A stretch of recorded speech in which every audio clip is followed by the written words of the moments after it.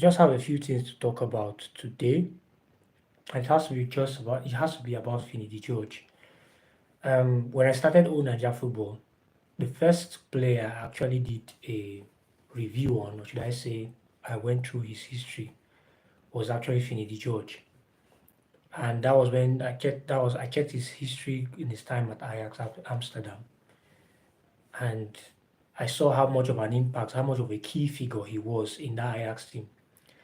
Somehow when people reflect on that team, they always tend to reflect on the Dutch players like Kluivert, Seedorf, Edgar Davids, the Boer twins, and all of that. It's not as if those guys were not crucial. Danny Blind, or Edwin van der Sar. It's not as if these guys were not crucial. But if you watch most of Ajax games in those times, most of the crosses, most of the attacking intent was always focused on the right. And who was that person at the right? Finidi George. You will not believe that this person, in the space of 2 years after they signed him, upon winning the Champions League in 1995, he was playing in the NPFL, playing for the likes of Calabar Rovers and Sharks of Port Harcourt. And if you watch the 1992 AFCON, he wasn't even playing as a winger, he was playing as a central midfielder. But eventually, he progressed to a full regular as a right winger in that team. The likes of Siasia were playing there sometimes, but Finidi made that position his especially when he moved to Ajax. Now in Ajax, when he signed for Ajax, he signed when they were training in Papendal. He went for a trial match or something like that, and Ajax bosses signed him. Louis van Gaal famously said they signed him with he signed him with his pocket money, actually, about 3,000 euros. You can imagine that. That doesn't, because then Ajax didn't have the much of the resources to sign players for big fees. Because then football has already gotten to the stage where players were being signed for over 1 million. But Finidi George was signed for about 3,000 euros. Now, who would have believed that a 3,000 euro player in the space of two games, that's the Super Cup game and then the first league game of the season, one of the players who was playing in that position got injured. Finidi George played against FCU Utrecht and he famously delivered an assist to Frank Rijkaard to score. From that game till he left Amsterdam, Finidi George never was on the bench. He started all the games and he became a crucial figure in that Ajax team. But unfortunately, when you go on the Western media, you hardly hear the impact of Finidi George on that team. But hey, what can we say? It's the way football is. If your people cannot talk about you enough, the world might not even talk about you either. You can't blame Nigerians because at the time Ajax were playing, he was playing at Ajax. There were not many Nigerians who had access to Eredivisie. But at the end of the day, he was in the team and he was a crucial figure to the way Ajax played. Now, this was his time at Ajax. He went to Real Betis. He became more of an influential player in terms of goal scoring. His goal scoring record in Real Betis is fantastic for someone who was brought as a right winger. He became more of a what would I call it? More of an alternate striker, if I should use that term. He could play the right. He could also play as an alternative centre forward, and he would get the goals for Real Betis and all of that. So from Real Betis, he went to Mallorca. He played with the likes of Samuel Eto'o, although I'm not sure he played with Samuel Eto'o at the first instance. No, I think he did. Played with Samuel Eto'o at the first instance, then he transferred to the Premier League because he has always heard about the English league. I remember reading an interview one time where he talked about being a fan of Liverpool and all of that. The likes of Kenny Dalglish, John Barnes. John Barnes was also a fantastic winger in his day. So Vinicius wanted to experience the Premier League and he came to the Premier League. Unfortunately, he got injured, I think after 8 match days. He got injured for a cheek injury. And as he got injured, he was not able to contribute to that team because Ipswich were actually doing well in that period. But he was out for about 2 months. And that period, I think the very next game they played, they lost 6-0 to Newcastle, to Liverpool. And that was like the sliding down of that Ipswich team. Sometimes heavy losses like that can alter a team's um, season. But let's notwithstand the Ipswich the season before had already got into the Premier League and finished eighth. In their first season in the top flight, they finished eighth place and they got to Europe. So they got someone like Finidi who has experience to help them with the European campaign. Now that injury plus his involvement in the AFCON when Nigeria got to the final in the year 2000, he missed games and Ipswich felt it. And if you watch the season reviews, which is actually on YouTube, if you watch the season review of that Ipswich season, when he came back, they were actually trying, winning games, getting results here and there, but it wasn't enough to keep them in the league. And many fans from Ipswich till today still have what would I call it? They have um, divided opinion of Finidi George. Some feel it was a flop and all that, but I don't think so, judging by the videos I've watched and all of that. So that he left Ipswich, came back to Mallorca, then he played more, he was more of a central, at that point he was already more of a central midfielder than an actual right winger. But he still contributed here and there with goals, playing with Samuel Eto'o. Mallorca were a fantastic team at that period in La Liga. Let's not forget that this was a period where Barcelona, they were not a Barcelona that could attract world-class players, neither were they Madrid that could attract the Galacticos. But they always give Real Madrid especially a hard, always give Madrid a run for their money whenever they played. Samuel Eto'o was also fantastic for them in that period. So at Mallorca, eventually he retired. And as he retired, nobody really heard much about him, unless maybe one of the two odd interviews here and there. Eventually, we found out that Finidi George was managing in Real Mallorca as a youth coach. From there, he went to PEC Zwolle in the Netherlands and was also a youth coach there. It has always been his ambition, judging by these moves, to be a coach one day. And with a player of his expertise and a player of his caliber, you would expect it that he takes such responsibility. Now, when he was at PEC Zwolle, I remember he also applied for the under 17 job. I don't know whether it was 2015 or 2016 or 2017. He applied for the under 17 job, but he didn't get it. I always felt maybe because of his involvement with the 2002 fiasco at Mali, that was the reason why he didn't get that job. But when I saw Olise got the job, I felt maybe they could have given Finidi under 17 job since Olise was the national team coach then. But I think we all know what happened with Olise and the NFF and all of that. So Finidi didn't get that job. Now, for somebody who didn't have commitment to be a coach, or for somebody who didn't have the right ambition, he could have easily stayed in Europe, enjoyed his retirement. He's already a Spanish citizen. He would have just enjoyed his time in Spain and all of that. But he showed that he had hunger and commitment, and he came to manage in Eimba. How many ex-players who want to become coaches would want to voluntarily or want to come and manage in the NPFL? None. He was the first from that set. I can't even remember the last Super Eagles coach that I know that managed in the local league before he became national team coach. I think it hasn't happened since the time of Amodu in 2001. It hasn't happened since then. It hasn't happened since then. But he managed Eimba. First season, it was a learning period for him. And the second season, he ended up winning the league. Now, his statistics in Eimba is not so fantastic, to be honest. It's just a reflection of how bad the NPFL is really. Now, tell me a manager who will manage 89 games in the league, win only 40 matches, lose 30, and draw 19. It can only happen in the NPFL. That is a statistics of someone who is managing, let's say, Brighton this past season. The Zerbi's record probably is something akin to that if we are going to judge by their form. Or maybe someone like Thomas Frank in Brentford who was struggling this season. That's the kind of statistics I can compare.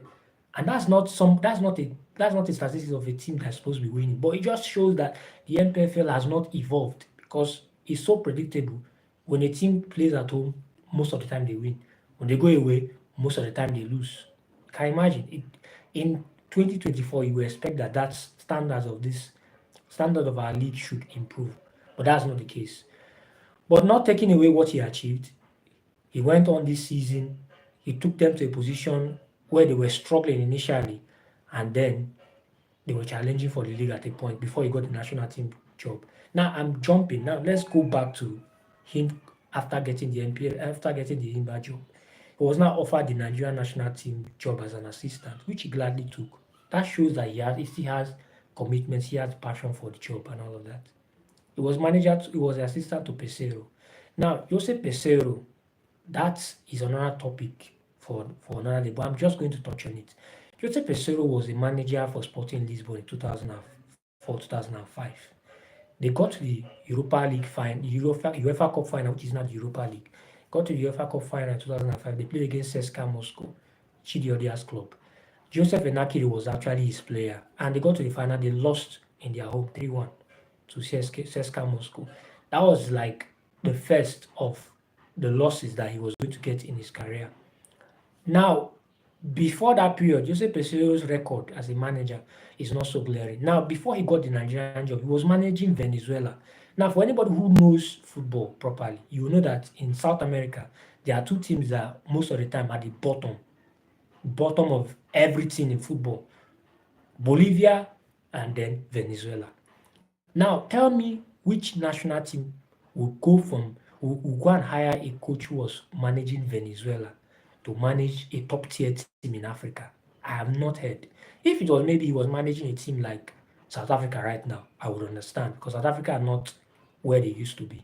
But this is Nigeria we're talking about, a top 5 African country any day, anytime, no matter the bad form they may be going through. But they gave him the job. Now, first, how many matches? He didn't win. He was losing, scandalously sometimes. He was losing. But there was outcry, yes, get the man off, he's not the right man for the job, blah, blah, blah, and all of that. But he ended up staying till we started this World Cup qualifier. We could not beat Lesotho and Zimbabwe. Now, Lesotho, for instance, since I've been watching football since I was 8 years, 10 years, Lesotho have never gotten a good result against Nigeria. Either we go away and maybe draw. If we go away, we draw. It's maybe because the pitch is bad, it's landlocked, because they have their own peculiarities. Just like when the likes of Brazil and Argentina go to Bolivia, they tend to lose scandalously because of the high altitude. But when we go to Lesotho, either we beat them or maybe we get a draw. But Lesotho came to Nigeria and got a draw. I have never seen it happen before, but it happened. That was the start of our struggles now. Then we played Zimbabwe. Zimbabwe had not played the international game for 1 year before they played Nigeria. But Nigeria could not beat Zimbabwe. Now, this was Pesero playing expansive style of football, open football, attacking football to an extent. But let's not also forget that we don't have the talents to play that style of football. We have the forward line, the attack, the wing, we have it. But the midfield is lacking. We don't have depth in midfield. We've been using the same set of players for the last 8 years. The only exceptions are maybe Onyeka, and Al Hassan. Ndidi, Iwobi, they have been there. They are still there. They don't have challengers. I was also surprised that I was always worried at the point that during the AFCON that we played in January, that even if he got injured, who was going to replace him? Al Hassan, who came, played one game, he got injured and he didn't feature for most of that tournament. It was now Onyeka and Iwobi at the back. Now, we had to play defensively to get to that final. Now, I have never seen Nigeria play defensively at a major tournament before. We have been always known as an attacking side. 94 team was an attacking side, 98 team was an attacking side, even though they conceded goals. That had to do with the manager, because Bora was not the manager for that tournament. But that's another topic for another day. In 2002, even though we didn't do well, we crashed out in group stage, Nigeria still played at expansive football. But here we were playing defensive football. Yes, he got us results, but let's not also forget that we didn't play the big hitters per se. Cameroon were not good enough. I think South Africa were the only decent team that really shook us. But every other team we were able to play against, either we were better than them by the little details here and there, or we're just better than them generally. But it's not like the likes of Ivory Coast, who had to play Equatorial Guinea, play Senegal, play better teams actually before they got to Cape Verde and the rest of them, before they got to the final. So when we lost that final, I wasn't surprised, because I've never seen a Nigerian team play defensively and win a tournament. We have always been an attacking team, an expansive side. But when we didn't win that AFCON, I wasn't surprised. And Pesero, that was the only way Pesero could have played that way. If he had decided to play expansively, I'm sure Nigeria would have crashed out in the quarterfinals or second round. I'm certain about that. Because that was what he was playing in the friendly matches, in the World Cup qualifier that we were not winning. So he had to adopt that style. And let's not forget that when it comes to tournament football, if you spend more time with the players, it's easier for you to bring out your ideals to these players because you have enough time. 1 month with a set of players can do a lot of things, especially if you have a plan. And kudos to Pesero in that aspect. He played the best way he felt he could play and get results. And yes, he got us to the final. But it was not definitely that style was not going to last long, especially after we played South Africa in the semi-final and we went to penalties. The players were tired, and depth again, like I said, was an issue. So if you really look at it, we were not meant to win the AFCON, and I'm not surprised that they didn't give him the job to continue. But the damage has already been done in the first 2 games. No team plays a World Cup qualifier 2 games and you are struggling. No team. If at all you're even going to struggle, let it be that it's the same manager who started that qualifiers that's able to turn things around and then bring results. Now, when Finidi got the job or was touted to be given for the job, I personally felt Amunike was the best person for that job based on his experience.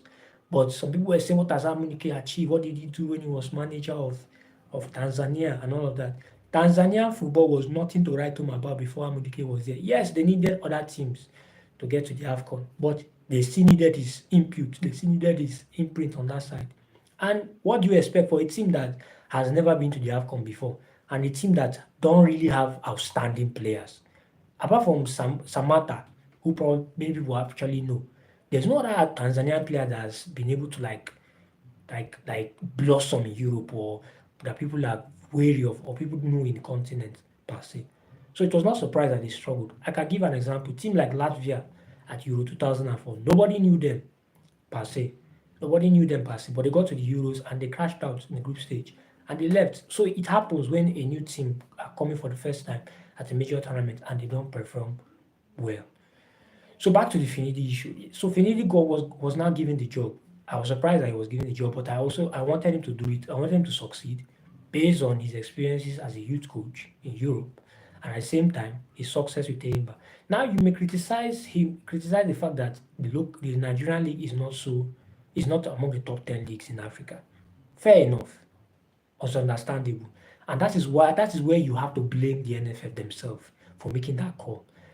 Amunike has the experience, Amunike has the know-how, but you ended up giving it to Finidi. Now, personally speaking, I am not a fan of foreign coaches per se. The last foreign coach we've had that was a proper foreign coach was Clemens Westerhoff, and he couldn't do what he was doing without the input of Joe Bonfrey, who was more or less his assistant.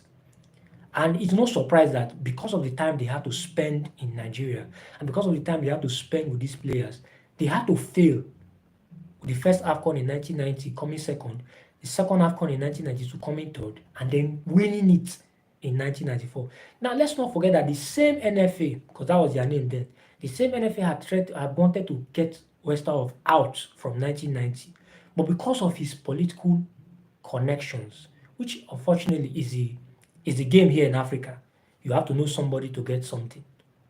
But his political connections, should I say access, was what kept him in that job for 5 good years.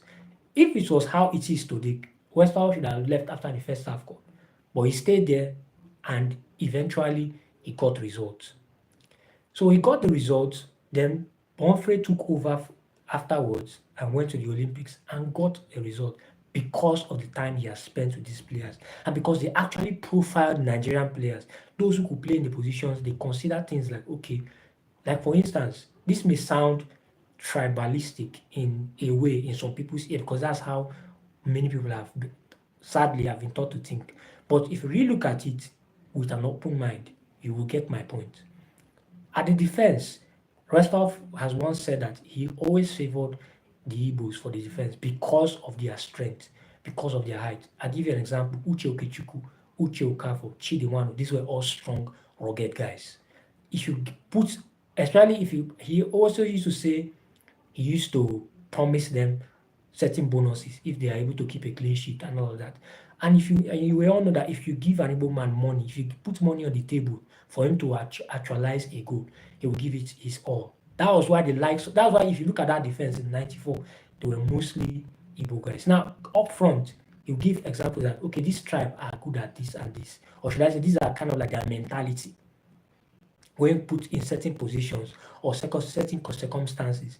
I'm not sure we do that these days. But these are things that Europeans actually take into cognizance. I'll give you an example. France, for instance. France, if you notice, most of their outstanding players tend to come from Paris. And not just from Paris, from the projects, from the ghettos, from the project, or should I say the housing estates.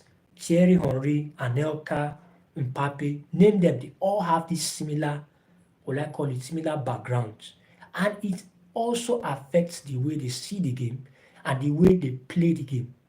France are very, very, very meticulous in making certain choices in their team. They will not reveal this, but if you really take your time to observe, connect the dots, you will notice. So, like I was saying, most of the outstanding French black players, if you notice, they all come from Paris. PSG never ever fail in producing extra talented players from the academy, and they are all coming from the Parisian region. It's not from Lens, it's not from Marseille, it's not from Monaco, it's not from Bordeaux, from Paris. So you always tend to have outstanding players from a certain region. And if you notice that if you're in serious national team and you notice that you always have outstanding players, or should I say players with similar traits from a particular region, you will always want to tap and dig to get those players out. So these are things that the likes of Westerhoff and Chubonfrey considered when they were successful. I'm not sure it's being played out these days. People are just picking players at random, at will. People no longer work to earn their rights, or should I say the stripes to wear the Nigerian national team anymore. Everybody just comes because this person is performing in this team, this person is performing in this team, this person is born in Europe and all of that. He has Europe, they just bring him to the national team. That can never be a formula for success long term. It may give you results now, but it does not give you eventual success. So back to Finidi before I digress. They got Finidi the job. Now he played 2 friendlies. Ghana, to be honest, Ghana are nowhere to write home about before they appointed what's his name, Otto Addo back again. Ghana at this point were terrible. So when we got the result against them, I wasn't really surprised. But this is my own opinion. I don't know any of these guys. If you notice my page it's not about the current Super Eagles team. It's mostly focused on the achievement of Nigerian players of old and even events of old. So I have no relationship whatever. This is my own opinion. So if that game against Mali, it was evident that we had our midfield lapses were exposed. The players to attack and score goals were there, but there was nobody to supply them. And it was telling. And eventually, Mali were able to beat us. Now, he made a decision by not using only 14 players out of 23. That may have been his fault, his flaw. I get it. But the way people were criticizing him as at that point, I just felt, man, this is a disrespect in an aspect. Yes, he did it wrong, but we overblew the whole situation out. It happens. Gareth Southgate, for instance, we invite 23 players or 26 players. He does not use all of them.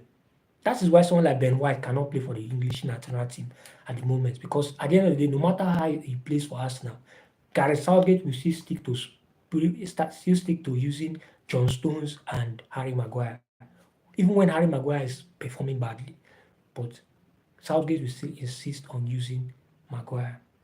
Now, that was a mistake he made. Yes, people blew it. He made a mistake and all that, but let's not also forget that the midfield was exposed. There is no depth in that midfield. There has not been depth in the midfield for the last 8 years. Never in the history of Nigerian football have we been limited to just 4 midfielders per match day. It has never been. If you go through old match lists, if you go through old magazines and you see team lists, there are always new players, home-based players, foreign-based players. Nigeria used to play friendlies to bring to kind of like usher in new players, or to kind of create a pool for the players. But that's not the case now. We just stick to the same squad The same people, same personnel. And when you keep sticking to the same people, at a point when the players themselves say feel there's no competition, they are not at liberty to give their best because there's nobody challenging them. Someone like Ndidi does not have a challenger. Someone like Iwobi does not have a challenger. That we are still 8 years in football. We are still relying on Alex Iwobi for creativity. He does not speak well of Nigerian football. In the past, we had the likes of Etimesin, Friday Ekpo, Okocha, Oruma. We had these people, and they were all coming one after the other, or they were coming at the same time. So you had options. If this person is not available, you can count on this person. I've seen matches where when Okocha was not available, Oruma will take the reins. If Oruma is not there, maybe Henry or Zuriki will take the reins, or someone else will take the reins in that position, or they will change their approach. Maybe someone like Siasa might drop into midfield because Siasa was more of a versatile player, even though he was a centre forward, but he could play different positions for the national team. But that's not the case now. We don't even have versatile players anymore. Someone like Garaba Lawal is no longer in our national team.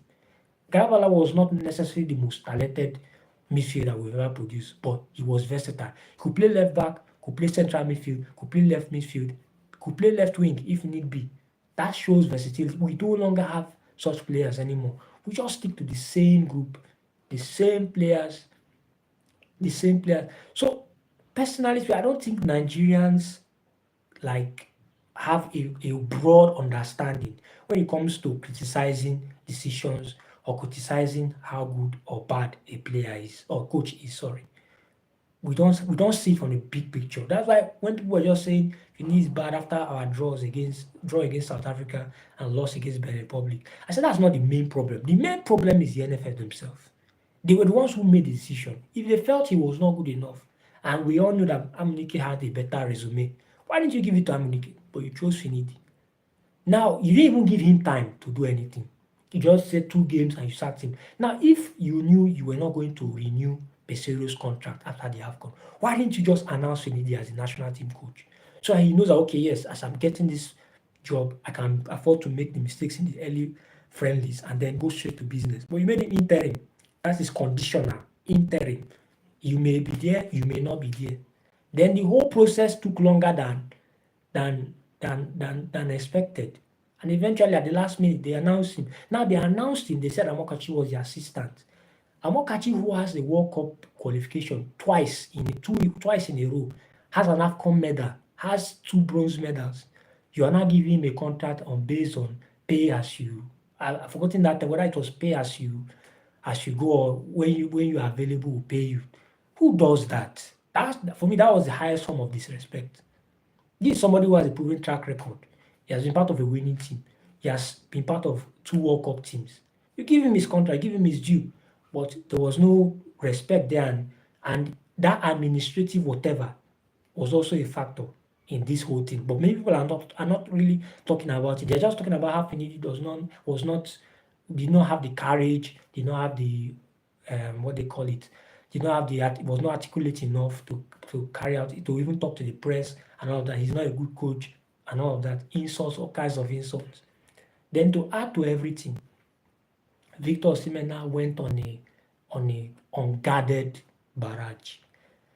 That stuff of Feda Finidi said he would not beg him to play for the national team, that was a rumor. I don't know if media literacy is actually taught to these players, but you should know at a point when you are hearing a fact and when you are just hearing rumors. Now, even if you wanted to address it, going on live and talking and the whole world is seeing you talking, that was never ever the right approach. I'm sure he has taken his corrections now, but it's becoming a pattern now that Victor seems to be an easily triggered person. And if you're an easily triggered person in this football world, man, people are going to come for you. That was the same thing that happened with someone like Sunday Olise. Once you could get on his nerves, he could just flare up, could blow up. I've seen games where Olise actually flared up when it wasn't probably not necessary. But I can understand his feeling because then the football they were playing then, man, the racism was next level. And it was not as if you have programs now that support programs like fight against racism and all of that. It was a norm.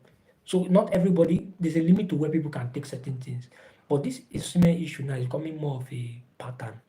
And it needs, personally, I feel he needs to address it personally because this is a critical period in his career. He's the reigning African Footballer of the Year.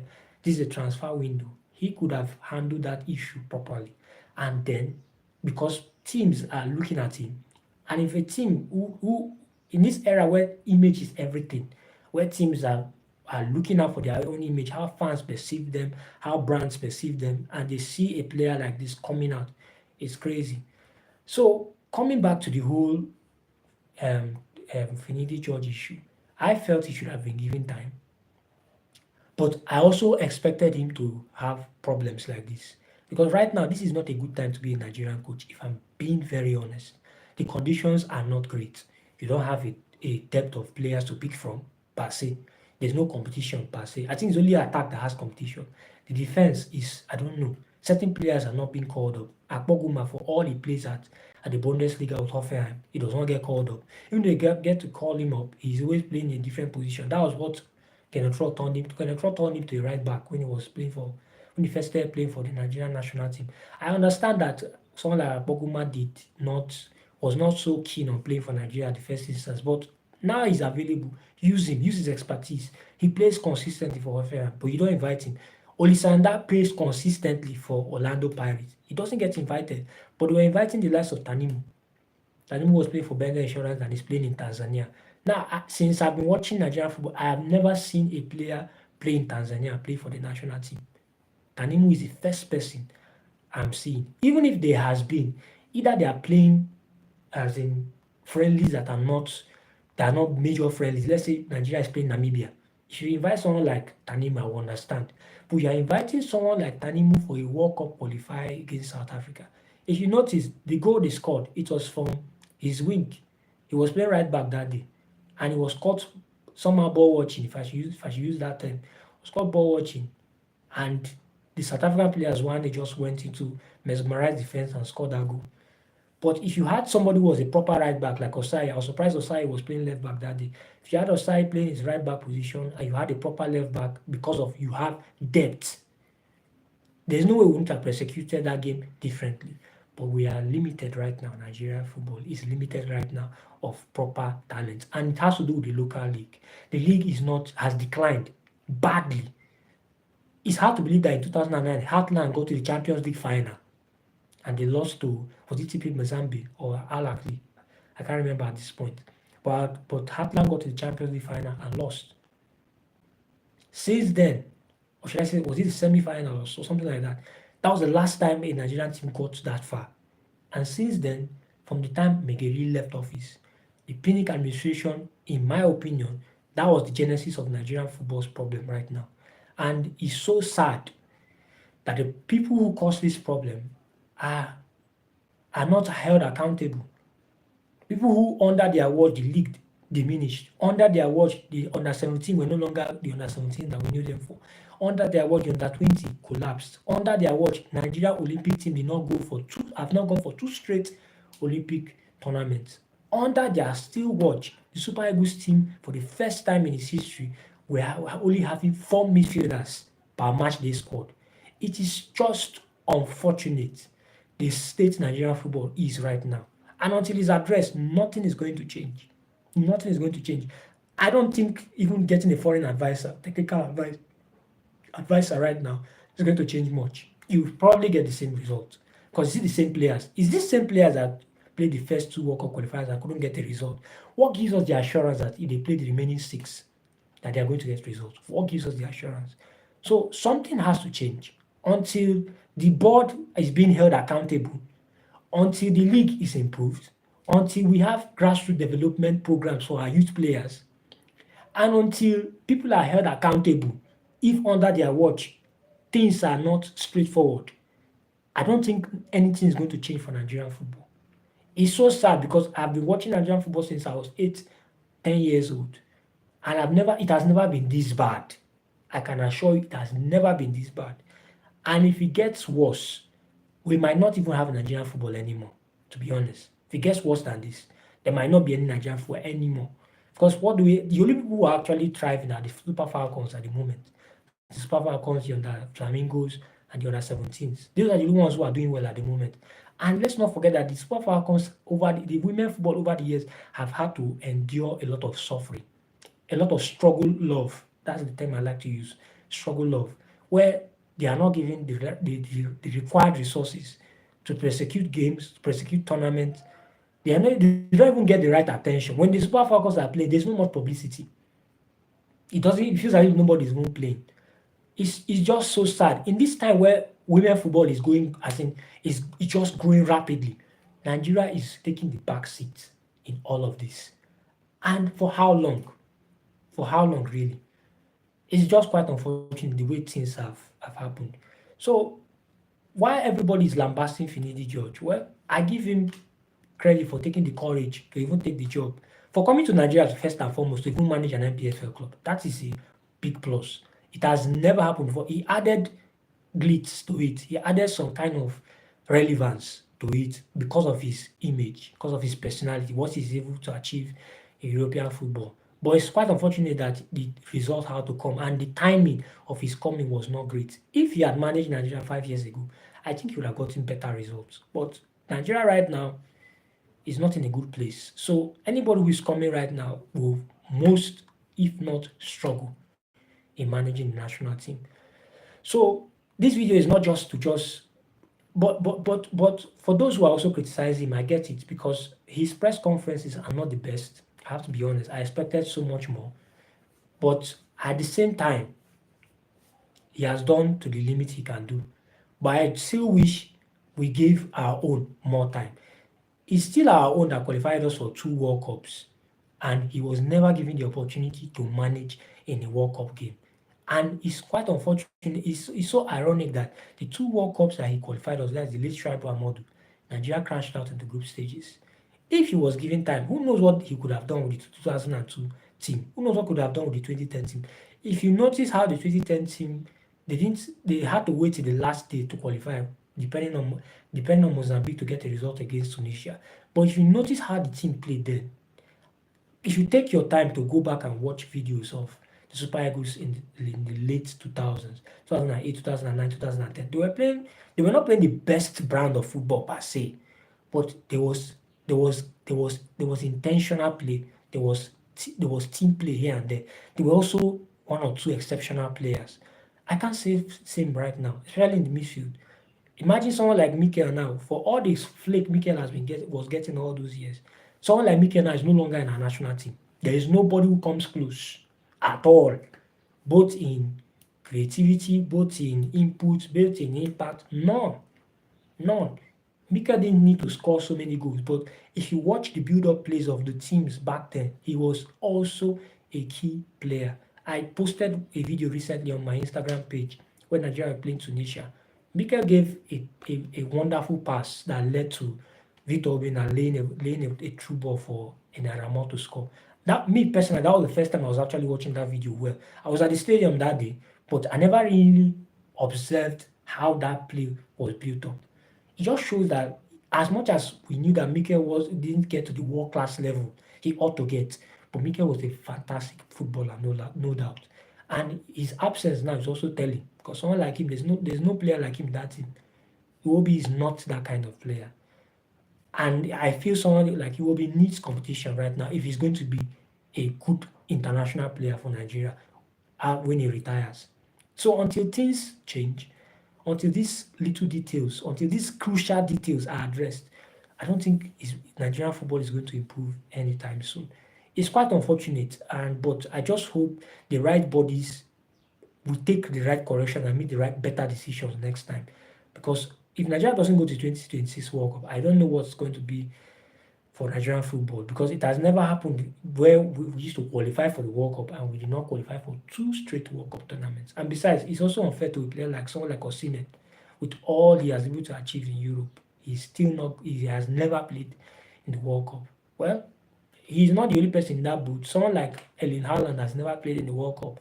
How much more played in the Euros? So I don't know if that's going to be his story, but still, the NFF need to take responsibility for whatever is happening in Nigerian football right now, address it, and then try and help change their image, because the image of the FA is not great. And I feel that's also a reason why many quality European-born players are not playing for the Super Eagles. Someone like Michael Olise, he's trying to build his own image. Now, would you want to be associated with an FA that cause controversy every now and then? Someone like Tosin Adarabioyo, will he want to be associated with an FA that cause controversy so often now and then? Image is everything right now in football. The modern day football is all about image. And if your image is not right, come on, you are out of it. You are out of place. Nobody wants to really associate with you. So the problems are so many. The problems are so diverse, but they are solvable. So Finidi has done his bit. It's sad that it didn't end as many expected. And I just wish him well wherever he is, because for me personally, he's a crucial part of what old Nigerian football stands for. The first shirt I produced, like this shirt I'm wearing, it's a Mikel shirt. First shirt I produced was Finidi George shirt design, Finidi George team design. And even when I started with Nigeria, for the first post I made was actually about Finidi George. So I wanted him personally, from a personal point, to be successful, but it didn't turn out to be that way. But nonetheless, he has done what he could do. It's going to be what to go down as one of the shortest appointments of all time. But nonetheless, I just hope things go well for Nigerian football. Nigerian football this is a time where Nigerian football needs to be standing, needs to take front seat on the things that are happening right now. And it's quite unfortunate that we are at this point. When there was not so much focus, or should I say commercialism in football, Nigeria was doing well. But now that there is, now we should also be using it to build our economy, because football contributes to the economy these days. We should be using football to contribute to the economy, but it's now that we're actually struggling. So this is just my name is Azubi Kejilaka. I just felt I should do this live video in respect to what Finidi George has been able to endure in the last few days, and this whole issue that's going wrong with Nigerian football. And I just want to say thank you for as many people who are being on this live. As many people have also contributed with your contributions, even though I cannot address each and every one of them now, but I'm seeing all your comments and I see what you guys have to say. And I hope that one of these days we'll have more live conversations like this. Hopefully I get to meet one of you. I met somebody yesterday during the 2 days ago during the Atom Foundation. Someone recognized me. I didn't even know who he was, and he said he liked what I was doing and all that. We got talking and all that. So I would love to meet some of you personally or on this online space so we can discuss Nigerian football, because I believe everybody has one or two things to say, one or two contributions to make. And I just hope that eventually Nigerian football improves from this pit we are in at the moment and we rise again. Thank you for watching this live, and do have a wonderful day, everybody.